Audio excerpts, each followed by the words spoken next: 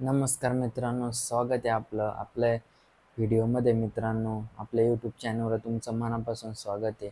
सामान्य माणसाचा हक्क आपल्या यूट्यूब चॅनलवर तुमचं मनापासून स्वागत करतो मित्रांनो. तर मित्रांनो, एक व्हायरल व्हिडिओ गेलेला आहे मित्रांनो. तर बीड येथील व्हिडिओ मित्रांनो, ते तुम्ही बघितला असेल की तेथे कसे एक मशिदीला बॉम्बस्फोट करून मित्रांनो उडवण्यात आलेले. ही खरंच खूप अशी वाईट घटना घडलेली आहे मित्रांनो.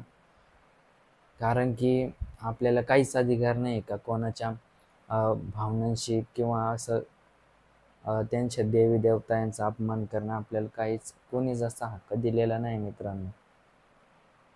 तर मित्रांनो, घडलं असं की बीड जिल्ह्यामध्ये मित्रांनो एक गाव आहे मित्रांनो. तिथे एक मशीद मित्रांनो, नवीनच तिचं बांधकाम झालेलं होतं मित्रांनो. बांधकाम व तिचं उद्घाटन बाकी होतं मित्रांनो.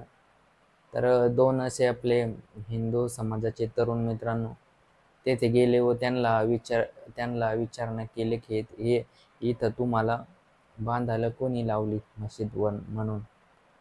तर मित्रांनो, व त्यांनी रागाच्या भरात मित्रांनो हा प्लॅन केला का आपल्याला ही मशीद पाडायची इथून. नाही, आधी असं बोलले मित्रांनो का तुम्ही पाडता का आम्ही पाडू, असं त्या मुसलमान बंधूंना बोलले मित्रांनो ते दोघं. तर मित्रांनो, ते नशेमध्ये होते मित्रांनो, कारण की त्या गावचा संदल होता मित्रांनो व त्याच्यामध्ये हा प्रकार घडला सर्व मित्रांनो. व त्यानंतर रात्रीचं सर्वजण मित्रांनो आपल्या आपल्या घरी निघून गेले असता. तर ते मित्रांनो त्यांनी काही स्फोटक वस्तू आणली मित्रांनो कुठून तरी व ती मशीद मित्रांनो उडून टाकली मित्रांनो. म्हणजे ब्लास्ट करून टाकला त्या मशिदीचा मित्रांनो. तर मोठा ब्लास्ट झाल्यामुळे गावातले गावकरी जागे झाले व बघतात तर सर्व इकडलं तिकडं झालेलं होतं मित्रांनो. सगळं पडझड झालेली होती मशिदीची व ते तरुण तिथून लगेच पळून गेले मित्रांनो. आपल्या नातेवाईकाच्या गावामध्ये लपून बसले मित्रांनो. त्या व्हिडिओच्या कमेंट तुम्ही बघितल्या असतील मित्रांनो. व्हिडिओच्या कमेंट कोणी असं बोलते की वा रे पठ्या चांगलं केलं, कोणी बोलतं असं नाही करायला पाहिजे.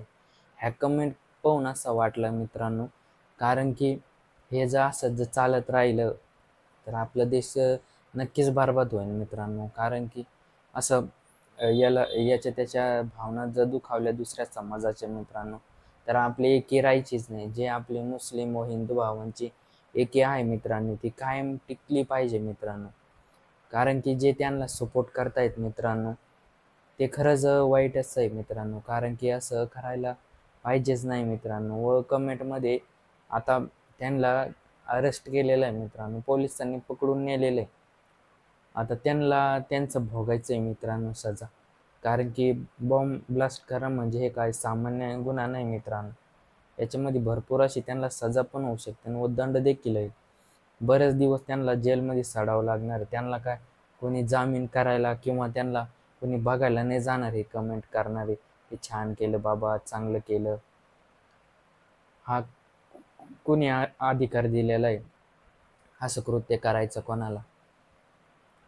कोणालाच अधिकार नाही आहे असं कृत्य करायचं. कारण की जे भडकवत आहेत ना मित्रांनो राजकारणी माणसं आपल्याला या समाजाहून त्या समाजाहून, खरं आहे ना त्यांची चुकी. त्यांनी असं नाही करायला भडकावायला पाहिजे. कारण की जातीवाद करून राजकारण चालू आहे मित्रांनो. हे आपल्याला कळलं पाहिजे मित्रांनो. आपण जर एकमेकांचे भावनांशी व आपल्या देवी देवतांचा अपमान करून जर जगत राहिलो तर याच्यात कोणत्याच समाजाचं भलं नाही मित्रांनो. त्यांना पण तकलीफ होणार आणि आपल्याला पण तकलीफ होणार आहे.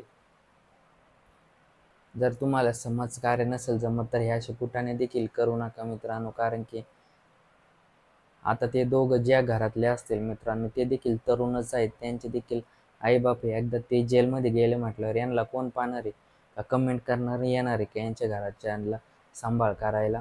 म्हातारे आई वडील असतील त्यांचे. एवढं तर कळायला पाहिजे होतं त्यांना. काय गरज होती कुटाणा करायची? घरच्यांना पण त्रास व नाव पण देखील बदनाम होतं ना हिंदू आपलं हिंदू समाजातल्या लोकांचं. काही गरजच नव्हती हे करायचं यांना. एवढं विसरू नका तुम्ही का शिवाजी महाराजांचे आपल्या राज्याचे बरेचसे सरदार हे मुस्लिमच होते.